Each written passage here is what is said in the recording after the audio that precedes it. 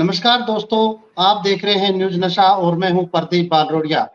प्रदेश के अंदर नई सरकार का गठन हो गया है। जिस तरह से नायब सैनी पिछली सरकार में भी कुछ समय के लिए मुख्यमंत्री बनाए और उसके बाद में अब जब तीसरी बार भारतीय जनता पार्टी की सरकार बनी, तो उसमें नायब सैनी के नेतृत्व में जो सरकार है उसका गठन हुआ है। कैबिनेट मंत्री हैं, उन्हें शपथ दिला दी गई है और जो उनके डिपार्टमेंट है वो किनको क्या मिलेगा वो अभी बाद में होना है।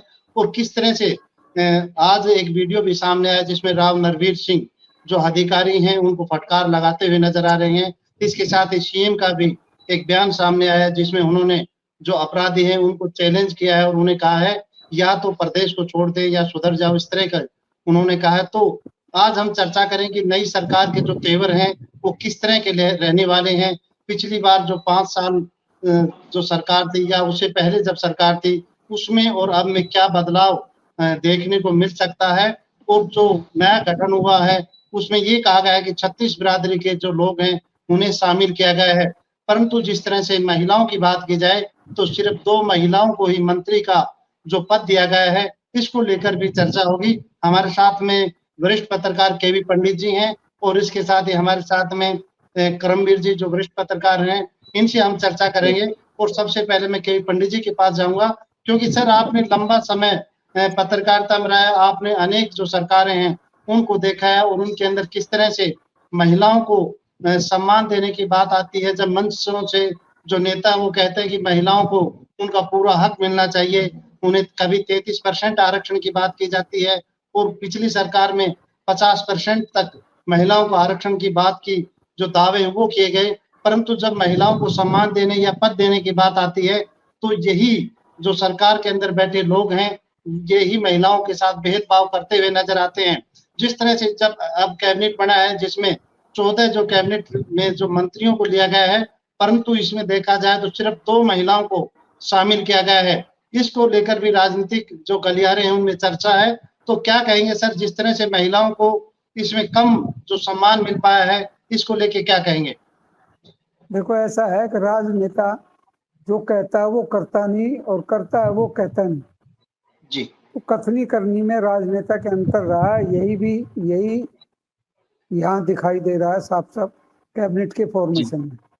जी जी पहली चीज तो ये है। दूसरी चीज ये है जो चुनौती की बात आपने कही, जब सरकार बनी थी मनोहर लाल जी को बदला गया तो चुनाव के बीच लोकसभा मनोहर लाल ने कहा मुझे अब पता चला है कुछ अधिकारी दूसरों के खुट्टे से बंधे।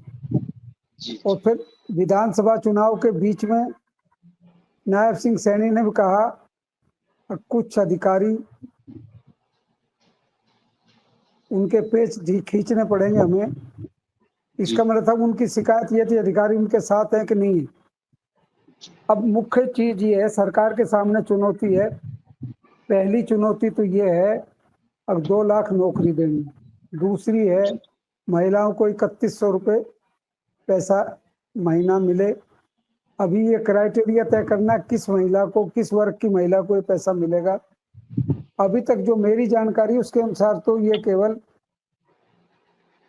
गरीबी रेखा से नीचे रहने वाली महिलाओं को मिलेगा। मेरे ख्याल सबको नहीं मिलेगा ये।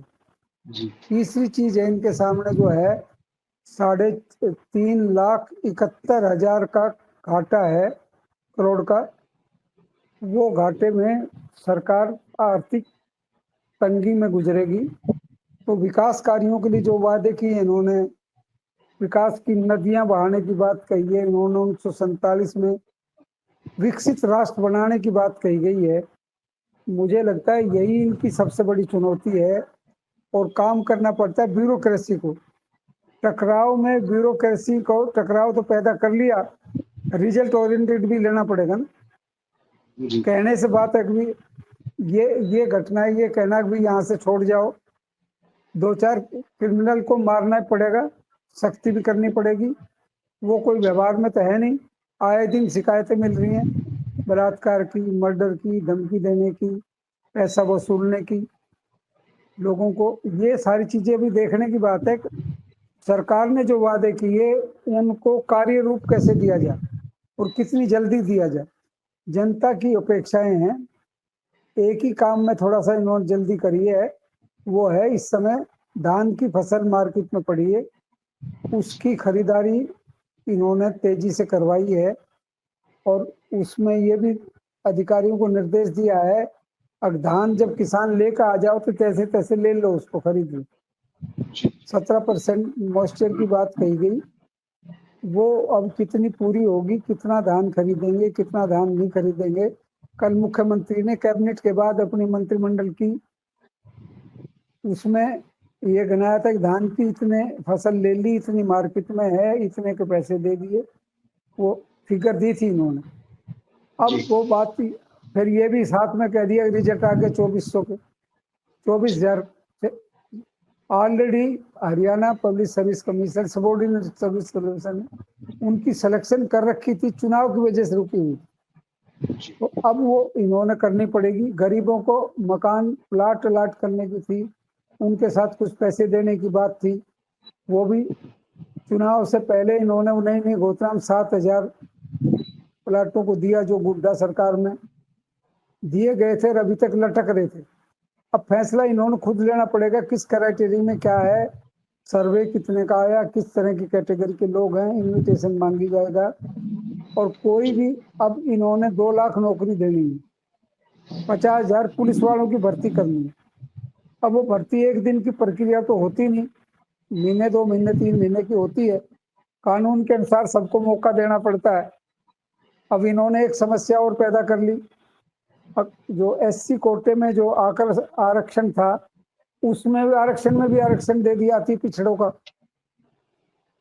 जी वो भी एक क्राइटेरिया है। मायावती का उस पर बयान आया, सुना होगा आपने, पढ़ा होगा। अब मायावती कह रही है ये दलित वर्ग में फूट डालने का एक जरिया है। अब कितना जनता में असर पड़ेगा ये देखने की बात है। अभी जी ये सारी चीजें सरकार के समक्ष चुनौती है, और महिलाओं को 2 ही को दिया गया, ये भी एक शिकायत इनसे रहेगी हमेशा। अब बड़े बड़े दावे करते थे, हम ये कर देंगे, वो कर देंगे। प्राइम मिनिस्टर ने जनता का, महिलाओं का लाभ लेने के लिए कानून तो पहले बना दिया महिला आरक्षण का, लेकिन वो लागू 1926 से होगा। तो वो ये सारी दिखावटी बातें थी, अब खुल के सामने आएंगी तो ये देखने की बात है। अब 2 ही महिलाएं रहेंगी कि 4 भी बनेंगी, या 4 भी 6 भी बन सकती हैं। अब ये कोटा कितना निर्धारित करेंगे, महिलाओं को देंगे रिजर्वेशन, नौकरी देंगे नहीं देंगे, कैबिनेट में स्थान देंगे कि नहीं देंगे। अब अफसरों की नियुक्ति होगी। एक चीज और भी है, नई चुनौती, डीसी एसपी बदले जाएंगे, उसमें भी कितने डीसी महिलाएं लगाई जाएंगी, कितनी बैकवर्ड क्लासेस की लगाई जाएंगी, दलित वर्ग का कोटा देना पड़ेगा।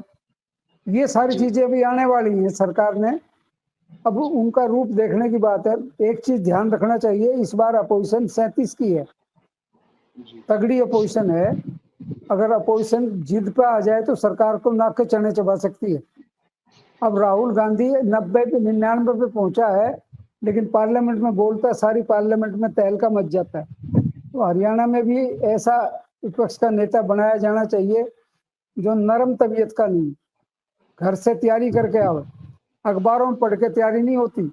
आजकल जो प्रथा चली है, मैंने पार्लियामेंट वो रूप देखी है, जब एमपी मुद्दा उठाते थे, भ्रष्टाचार का आरोप लगाते थे, और वो अखबारों की सुर्खियां बनते थे। अब मेहनत नहीं करता जनप्रतिनिधि, अब पहले अखबार में छपता, फिर संसद या विधानसभा में मुद्दा बनता है। तो जी जो ऐसे नहीं काम करने वाले जो विधायक हैं, जनप्रतिनिधि चुने गए हैं, वो कितना सरकार के नकेल डाल सकेंगे, ये देखने की बात है। ये भी चुनौती का एक विषय है, इसको नकारा नहीं जा सकता। जी तो अभी देखना है क्या क्या शुरुआत है, अभी तो शुरुआत है। जब शुरुआत में पहलवान दौड़ता है बड़े लंबी रेस के लिए, तो एक बार बड़ा जोर लगा के भागता है, फिर वो हाँफने लगता है। तो ये सरकार कब हाँपेगी, कब रिजल्ट देगी, ये देखने की अभी टेस्ट का जी केस है इनका, जी अभी समय सर बताएगा। जी सर, जिस तरह से कैबिनेट का गठन होगा, 14 मंत्री शामिल किए गए हैं, तो क्या लगता है कि जो क्राइटेरिया उस हिसाब से इसका विस्तार हो सकता है, या जो अभी मंत्री बनाए गए हैं कुछ समय बाद इन्हीं में फेरबदल करके महिलाओं को शामिल किया जा सकता है? देखो ऐसा है, फिलहाल जो कोटा इनका 14 का है, मुख्यमंत्री समेत 14 इन्होंने बना दिए। अब जी कोई जी स्कोप नहीं है निकट भविष्य में मंत्रियों को ड्रॉप करेंगे तो महिलाओं को स्थान देंगे। मुझे नहीं लगता सरकार का जिस तरह से गठन है और जिस तरह गुटों में बांटा गया है लोगों को और जातियों में बांटा गया है, 2 तो जाट हैं, 2 ब्राह्मण हैं, 2 हरिजन हैं, 2 अहीर हैं, स्कोप बचे ही नहीं इनके पास बाकी देने के लिए कुछ। तो अब वो स्केप किस तरह से निकालेंगे, मुख्यमंत्री को हिम्मत कर पाएगा कि नहीं कर पाएगा, ये अभी टेस्ट का केस है। आज तो हम शुभकामना दे सकते हैं इनको और सदिच्छा ये कह सकते हैं कि ये पूरा करें, शक्ति दे भगवान इनको। अब वो टेस्ट पर आएंगे तो पता चलेगा। जी करमवीर जी, जिस तरह से आज एक बयान सोशल मीडिया के ऊपर लगातार वायरल हो रहा है कि राव नरवीर सिंह जो कैबिनेट मंत्री हैं, जिनका 2019 में टिकट काट दिया गया और अब जब टिकट मिला तो भारी वोटों के साथ जीत कर आए हैं, गुड़गांव में अधिकारियों की मीटिंग ले रहे हैं और जिसमें वो फटकार लगाते हुए नजर आ रहे हैं और अधिकारियों को खुली चेतावनी दे रहे हैं कि किसी की भी शिकायत अगर मिल गई रिश्वत के बारे में तो वो उनको बख्शेंगे नहीं। इस तरह का उनका बयान वहां पर आया।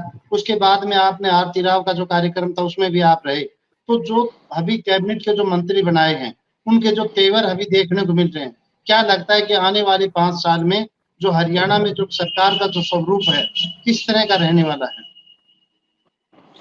जी बिल्कुल, देखिए प्रदीप जी, जिस प्रकार से आपने जो है कैबिनेट मंत्री हैं राव नरवीर सिंह, उनके बयान की जो बात की है, तो बिल्कुल उनका बयान देखा है हमने कि अधिकारियों की जो बैठक ले रहे हैं और उन्होंने अधिकारियों को सख्त लहजे में कहा है कि जो है जिस प्रकार से गुरुग्राम की, क्योंकि जो गुरुग्राम है उसकी हालात पिछले दिनों भी देखी, अगर सफाई व्यवस्था की बात आती है तो हमेशा एक बड़ा गंभीर मुद्दा रहता है कि सफाई व्यवस्था गुरुग्राम के अंदर जिले की पूरे की बात करें तो नहीं होती है। दूसरी, जब बारिश की थोड़ी सी बारिश भी हो जाती है तो वहां जो स्थिति है बड़ी विकराल बन जाती है। तो बादशाहपुर जो विधानसभा क्षेत्र है वो उनका जो है वो भी उसी में आता है। और क्योंकि एक कैबिनेट मंत्री हैं, जब जो भी महकमा जो भी उनको मिलेगा तो पूरे हरियाणा के मंत्री होंगे, तो उनका फोकस देखिए, यहाँ गुरुग्राम के जो अधिकारियों की जो बैठक ले रहे हैं उसके पीछे जो है 2-3 कारण हैं। एक तो ये है कि जब कैबिनेट मंत्री बने हैं तो वो अपना जो रुतबा है राव नरवीर का वो दिखा रहे हैं, क्योंकि गुरुग्राम से सांसद है राव इंद्रजीत सिंह और एंटी ग्रुप है उनका। तो राव नरवीर सिंह अब पावर में आए हैं, तो पावर में आते ही उन्होंने अधिकारियों को एक सख्त संदेश दिया है कि अब तक जिस प्रकार से 2019 में उनकी टिकट कट गई थी और वो सत्ता से दूर चले गए थे, तो उन्होंने कहा कि जो सत्ता से दूर रहे थे इस दौरान क्या हुआ वो सारी चीजें छोड़ करके आपको दीपावली तक का समय दिया जाता है। तो राव नरवीर सिंह अपनी जो पावर है, मंत्रालय जो भी उन्हें मिलेगा, जो संभावनाएं हैं पीडब्ल्यूडी विभाग की जो पहले भी रह चुके हैं उसी की ज्यादा संभावना है। तो वो कहीं ना कहीं उन अधिकारियों को चेतावनी दे रहे हैं कि आपने पहले कैसे काम किया नहीं किया, लेकिन आने वाले समय के अंदर आप जो है अपने जो काम है उसमें सुधार करें, क्योंकि गुरुग्राम जो है रेवेन्यू के मामले में तो बहुत आगे है और इस वजह से उन्होंने अधिकारियों से कहा है कि आप जो है पैसा कमाने के लिए गुरुग्राम में आते हैं, ये बात भी कही है। तो यहाँ सवाल उठता है कि फिर सरकार जो है भ्रष्टाचार की जीरो टॉलरेंस नीति की बात करती है, लेकिन अगर मंत्री एक खुद ये सवाल उठा रहा है कि भाई आप लोग पैसा कमाने के लिए आते हैं, तो यहाँ कहीं ना कहीं सरकार को इस बारे में सोचना होगा कि उनकी जो जीरो टॉलरेंस की भ्रष्टाचार को लेकर जो नीति है वो भी कटघरे में है, तो उसके ऊपर भी काम करने की सरकार को जो है बहुत ज्यादा आवश्यकता है। धर्मवीर जी, जिस तरह से पिछली जो सरकार थी उस समय भी राव इंद्रजीत सिंह का एक बयान सोशल मीडिया पे और मीडिया के अंदर काफी आया था और उन्होंने भी अधिकारियों पर फटकार लगाई थी और कहा था कि गुड़गांव के अंदर सफाई व्यवस्था के नाम पर एक बड़ा घोटाला हो रहा है और सरकार इसकी जांच कराए। उस समय भी कोई जांच नहीं हो पाई थी। तो क्या लगता है कि जो नेताओं की तरफ से या की तरफ से जिस तरह से अधिकारियों को कहा जाता है लेकिन उनके ऊपर कोई कार्रवाई नहीं हो पाती? देखिए, कहीं ना कहीं मुझे लगता है कि जो अधिकारी हैं उनको जिस प्रकार से नरवीर जो मंत्री हैं उनका भी उन्होंने अपने बयान में कहा है कि आप अपने आकाओं को बता दे, तो ये स्पष्ट दिखाता है कि कहीं ना कहीं उनके ऊपर भी किसी न किसी राजनीतिक दल के जो बड़े जो नेता है उनका हाथ होता है और तभी वो इतनी जो है ये इस प्रकार के बार बार जो है चीजें सामने आने के बाद भी जो अगर उनमें सुधार नहीं हो रहा है घोटालों की बात की जाती है, भ्रष्टाचार की बात की जाती है, और अगर नेताओं को ये लगता है तो सरकार को इसकी जांच करानी चाहिए, क्यों नहीं कराती है? तो ये लगता है कि कहीं ना कहीं राजनीतिक संरक्षण अधिकारियों को कहीं ना कहीं जो है मिला हुआ है। वही बात आज जिस प्रकार से राव नरवीर सिंह ने भी कही है कि आप अपने जो आका हैं उन्हें बता दीजिए और आपको दीपावली तक का समय भी दिया जाता है, या तो मैं मंत्री रहूंगा या फिर आप अधिकारी के रूप में यहाँ रहेंगे तो काम करेंगे, इस प्रकार की उनकी कुछ वर्डिंग थी। तो ये प्रदीप जी दिखाता है कि वहां जो अधिकारी हैं उनको कहीं ना कहीं राजनीतिक जो संरक्षण है, बड़े लेवल के जो राजनेता है उनका संरक्षण मिला हुआ है, और इस वजह से वहां काम में ढिलाई होती है, और इस वजह से ही राव नरवीर सिंह ने ये सारी बातें आज की हैं। जिस तरह से आप आरती राव के कार्यक्रम थे उसमें आप खुद शामिल रहे, वहां पर आपने उनकी जो बाइट या इंटरव्यू जो भी हुआ है, तो क्या लगता है कि आरती राव ने जिस तरह से दावे किए हैं वहां पर, तो क्या लगता है कि कितना दक्षिणी हरियाणा में बदलाव देखने को मिलेगा? देखिए, ये तो अब आने वाले समय में देखना होगा, जब आरती राव हरियाणा सरकार में उनको कौन सा मंत्रालय का पोर्टफोलियो मिलता है, किस तरह की मंत्री बनाई जाती है, क्या उनकी आगे की रणनीति रहेगी। लेकिन आज का जो कार्यक्रम रहा, जिस प्रकार से आज वो आई है, तो विधानसभा के 2 प्रमुख कस्बे हैं, कनीना और अटेली, दोनों कस्बों के अंदर लोगों का उन्होंने आज विशेष तौर पर धन्यवाद किया है, और उन्होंने कहा है कि आज अगर मैं मंत्री हूं तो ये आपकी वजह से हूं, यहाँ की जनता की वजह से हूं। और उन्होंने कहा कि मुझे ये कहने में कोई गुरेज नहीं है कि जो भी मैं आज मंत्री जहां जिस लेवल पर पहुंची हूं, ये यहाँ की जनता की वजह। इसके साथ उन्होंने जब उनसे पूछा गया कि जो है विधानसभा क्षेत्र के अंदर काम की प्राथमिकताएं क्या रहेंगी, आगामी 1 साल का क्या कोई रोड मैप, तो इसको लेकर उन्होंने कहा कि ऐसा तो कोई रोड मैप तो नहीं है, लेकिन उनकी जो प्राथमिकताएं रहेंगी वो रहेंगी कि एक तो विधानसभा क्षेत्र के अंदर जो है पानी की बड़ी कमी है, तो उसके लेकर के काम किया जाएगा। नहरी जो पानी है उसकी बात वो कर रही थी। दूसरा, रोजगार के जो है लेकर कहा कि उद्योग के लिए कोई प्रयास किया जाएगा। तीसरा, उन्होंने कहा कि खेल जो है, ये खास करके दक्षिण हरियाणा खेलों के मामले में हमेशा पीछे रहा है, तो उनकी जो प्राथमिकता रहेगी कि यहाँ खेलों को बढ़ावा देने के लिए कोई बड़े लेवल का विश्वविद्यालय के लिए वो प्रयास करेंगे अपने इस कार्यकाल के दौरान, या फिर कोई बड़ा जो स्टेडियम वगैरह है उसके लिए। तो ये सारी चीजें जिस प्रकार से आज आरती राव रही है, तो उन्होंने ये सारी चीजें अपनी प्राथमिकता के आधार पे रखी हैं। और इसके साथ ही उन्होंने जिस प्रकार से बार बार एक बात दोहराई है कि आज मैं जो भी हूँ वो यहाँ के लोगों की वजह से हूँ, यानी कि उन्होंने लोगों को अपने साथ जोड़ने की कोशिश की है। कि जिस प्रकार से ये कहा जाता है कि जब रामपुरा हाउस से जीतने के बाद की अक्सर ये चर्चा होती थी कि अब यहाँ आरती राव लोगों को मिलेगी नहीं, तो उन्होंने आज फिर लोगों को एक बार आश्वासन जरूर दिया है कि वो 5 साल कहीं नहीं जाने वाली, और इस 5 साल के दौरान वो लोगों के बीच रहेंगी। तो ये प्रमुख रूप से आज उनके कार्यक्रम रहे। और आप हमसे जुड़े रहने के लिए सब्सक्राइब करें YouTube पर, फॉलो करें Twitter पर और लाइक करें Facebook पर। और ज्यादा जानकारी के लिए आपको टाइप करना होगा सिर्फ न्यूज़ नशा।